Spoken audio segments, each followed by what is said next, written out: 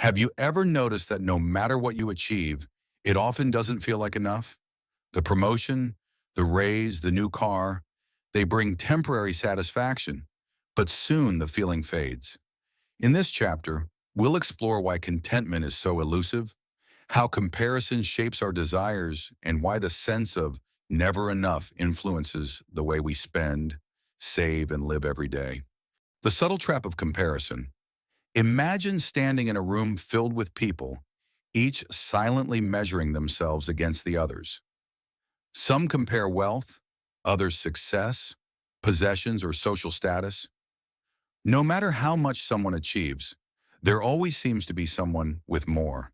This subtle, persistent comparison is at the heart of the feeling that no matter what we have or accomplish, it is never enough. Human desire is insatiable. Psychologists call it the hedonic treadmill. We set a goal, reach it, and soon the bar rises again. A promotion that once felt monumental becomes routine. A new car or home thrills briefly, only to fade into the background of expectation. We adapt to our achievements, and with each adaptation, our desire expands. This is not greed. It is the natural way our brains perceive happiness and value. Money, possessions, and social standing are powerful mirrors for this phenomenon. A bonus at work may feel exciting, yet when a colleague receives a larger one, our own achievement suddenly feels smaller. A vacation or new gadget may satisfy initially, but noticing someone else's more luxurious version creates a sense of inadequacy. Comparison subtly shifts our sense of what is enough, making contentment seem fleeting. Modern life amplifies this effect. Social media, advertising, and casual conversations create a constant stream of comparisons. We see curated highlights of other people's lives and measure our own against them. Even minor cues, friends' vacations, neighbors' homes, colleagues' achievements, trigger unconscious evaluations. Our baseline of enough stretches to match what others have, rarely settling in our own reality. The problem is not the possessions themselves, it is perspective. Understanding the mechanics of the hedonic treadmill allows us to step off the automatic cycle. We begin to see that dissatisfaction is often a response to expectation rather than lack. Our sense of enough is shaped by context, habit, and social influence. By recognizing this, we can question whether our pursuit is meaningful or merely reactive. Money in particular is deceptive. More income often leads to higher spending, which temporarily increases satisfaction, but quickly resets our baseline of desire. Lifestyle inflation, the gradual rise in spending with income, ensures that even substantial gains rarely bring lasting contentment. This is why many high earners still feel financial stress. They have enough to live comfortably, but comparison convinces them they need more. The first step to breaking the cycle is awareness. Observe your desires carefully. Ask whether they are genuine needs or reactions to others' perceived success. Reflection allows us to separate personal goals from social benchmarks. Instead of asking, "Do I have enough compared to them?" we can ask, "Do I have enough to live the life I value?" Perspective transforms scarcity into sufficiency. Gratitude emerges, not as a fleeting emotion, but as a steady assessment of resources, relationships, and achievements. Recognizing how comparison and adaptation shape our sense of enough gives us control over one of the most persistent sources of dissatisfaction in life. The trap of comparison is subtle but powerful. Awareness, mindfulness, and intentional goal setting help us navigate it. Life becomes less about competing with others and more about understanding our own needs and values. When we focus on what truly matters to us, we shift from the relentless pursuit of more to a journey of clarity, purpose, and measured contentment. Ultimately, understanding why we feel never enough allows us to reclaim control over our desires. We can see beyond the illusions created by comparison, choice, and circumstance. And in doing so, we begin the process of living intentionally, aligning our spending, saving, and striving with what genuinely brings fulfillment, rather than chasing the fleeting mirage of more. Why desire keeps growing. Even when we pause to appreciate what we have, desire often keeps creeping in. It grows quietly, subtly, shaped by habit, culture, and the endless comparisons we make. One of the reasons contentment feels so elusive is that humans are wired to notice what they lack, more than what they already possess. Our brains are designed to scan for opportunities, threats, and improvements, an evolutionary advantage. But in modern life, it creates a constant sense of wanting more. Consider the way spending habits evolve. A modest apartment may feel spacious and comfortable at first, but once a friend moves into a larger, better decorated space, our own place can start to feel inadequate.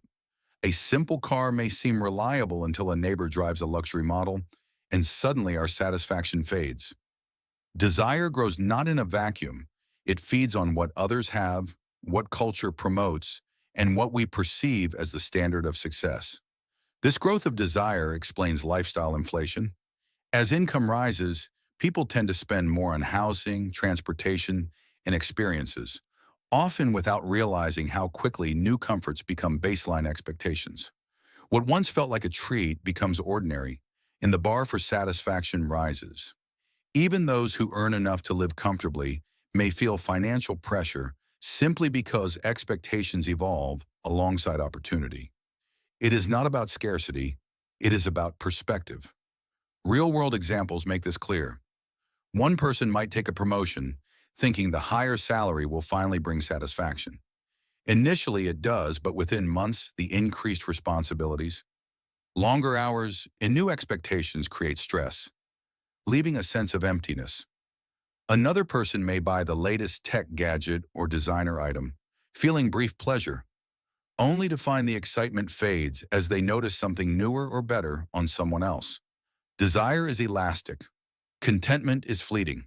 The problem is compounded by the stories we tell ourselves. We often justify spending or striving as necessary for happiness, security, or respect. Yet frequently these narratives are shaped by social influence rather than personal need. The neighbor's big house or the colleague's lavish vacation becomes a reference point, redefining what we think is essential. We compare ourselves to a moving target, constantly shifting our sense of enough. Even small, everyday habits feed this cycle. Checking social media, reading financial news, or listening to peers talk about their achievements primes the mind to notice what we lack. This is why mindfulness and reflection are so important. Observing our desires without judgment allows us to distinguish between genuine needs and reactive impulses. Awareness creates a pause between perception and action, giving us a chance to respond intentionally rather than automatically. Understanding that desire naturally grows also helps us frame mistakes differently. Overspending, taking on unnecessary debt, or striving relentlessly are not moral failures. They are predictable outcomes of an environment designed to amplify longing. Recognizing this reduces shame and fosters curiosity about how we can redirect our choices toward genuine satisfaction. Another aspect of growing desire is timing. Human perception is relative. Early success may feel thrilling, but repeated achievement shifts the internal baseline for happiness. As income rises or opportunities expand, what once felt sufficient begins to feel inadequate. It is the nature of adaptation. Pleasure fades and the bar for satisfaction rises with each gain. This is not weakness. It is biology, psychology, and culture interacting. The key to managing this growth is perspective. Instead of focusing on comparison or chasing external markers of success, we can ask, what do I truly need to live well? Intentional reflection helps anchor our sense of enough in personal values, not in the shifting measures of others' lives. Gratitude, mindfulness, and conscious goal setting are practical tools for stabilizing contentment. Ultimately, desire will always exist, but its power over us depends on awareness and choice. By understanding why longing grows, how it interacts with culture and social influence, and why adaptation shifts satisfaction, we gain the ability to step off the treadmill. We can align spending, saving, and striving with what truly matters, rather than the ever-moving target of comparison and expectation. Real-life stories of desire and choice. The feeling of never enough is not abstract. It shows up in daily life, in choices both large and small. Consider Emma, a young professional who lands her dream job with a substantial salary. At first, she feels exhilarated, her hard work finally rewarded. She buys a nicer apartment, a new car, and indulges in luxuries she once only dreamed of. Yet within months, she finds herself comparing her progress to colleagues' promotions, noticing bonuses and perks she doesn't have, and feeling that her own accomplishments, once monumental, now fall short. Satisfaction fades, replaced by a quiet, persistent sense of wanting more. Contrast Emma with Raj, who grew up in a household where scarcity shaped every decision. Even after a comfortable career, he worries about overspending. He saves diligently, hesitates to take risks, and monitors every expense. Raj appears disciplined, even frugal, but his choices are deeply influenced by early experiences of uncertainty. He may never feel he has enough, not because he lacks resources, but because his perception of enough is framed by memories, fears, and learned habits. Then there's Maya, an entrepreneur who thrives on ambition. She launches one business after another, constantly pushing for growth. Each success fuels the next venture, and even substantial achievements feel temporary. The bar keeps rising, not because she lacks skill or luck, but because desire adapts to what has already been attained. Her story illustrates how internal standards of success can drive behavior as powerfully as external comparison. These examples highlight a common pattern. Contentment is fleeting because our sense of enough is relative. What satisfies one person may feel inadequate to another, even when resources, achievements, and circumstances are similar. The difference lies in perspective, experience, and the lens through which we evaluate success. Social influence magnifies this effect. In modern society, it is nearly impossible to avoid exposure to others' lives through colleagues, friends, advertising, or social media. These constant reference points shape our own sense of sufficiency. A new car, a bigger house, or a lavish vacation by someone else can subtly shift what we consider necessary or desirable. Even minor cues alter our internal benchmarks for happiness. Understanding this pattern allows us to interpret both our own behavior and the behavior of others with empathy.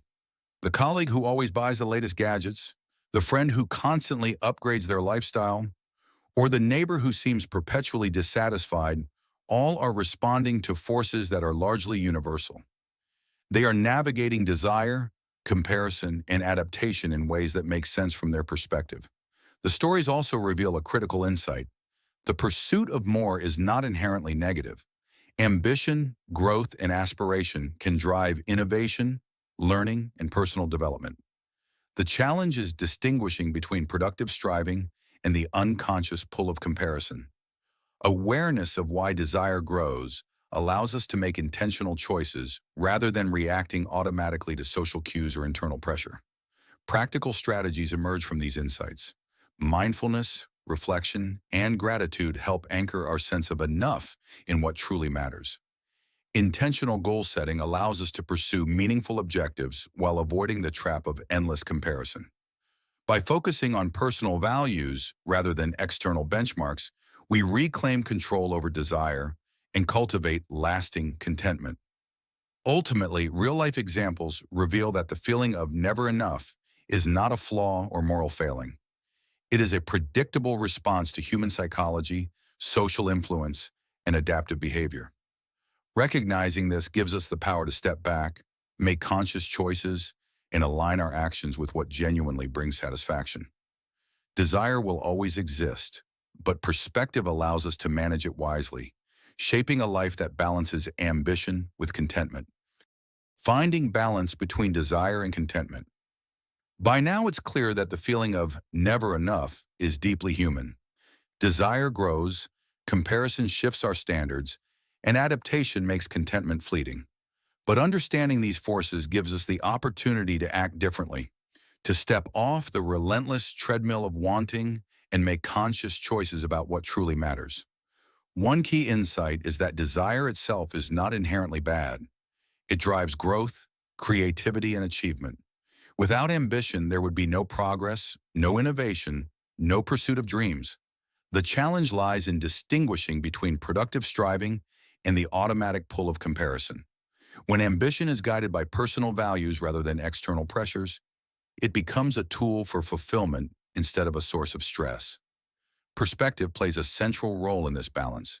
When we recognize that feelings of insufficiency are often shaped by context, by upbringing, social influence, or cultural norms, we gain the ability to evaluate our desires rationally.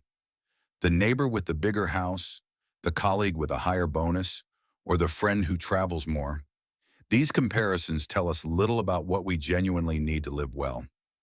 Awareness of this dynamic allows us to pause before reacting emotionally, helping us align choices with personal priorities rather than external expectations.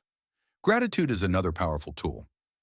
Focusing attention on what we already have, our relationships, experiences, achievements, and basic needs, anchors satisfaction in reality rather than perception. Daily reflection on what is meaningful shifts the lens through which we see abundance, reducing the intensity of constant comparison. Gratitude is not about denying ambition. It is about seeing clearly the resources, opportunities, and accomplishments that already exist in our lives. Intentional decision-making complements awareness and gratitude. By setting clear goals aligned with personal values, we reduce the risk of being swept along by societal pressures or fleeting impulses. Choices about spending, saving, work, and lifestyle become deliberate acts rather than reactive behaviors. This approach creates a sense of control over desire, allowing ambition to support fulfillment instead of undermining it. Another aspect of balance is learning to accept imperfection.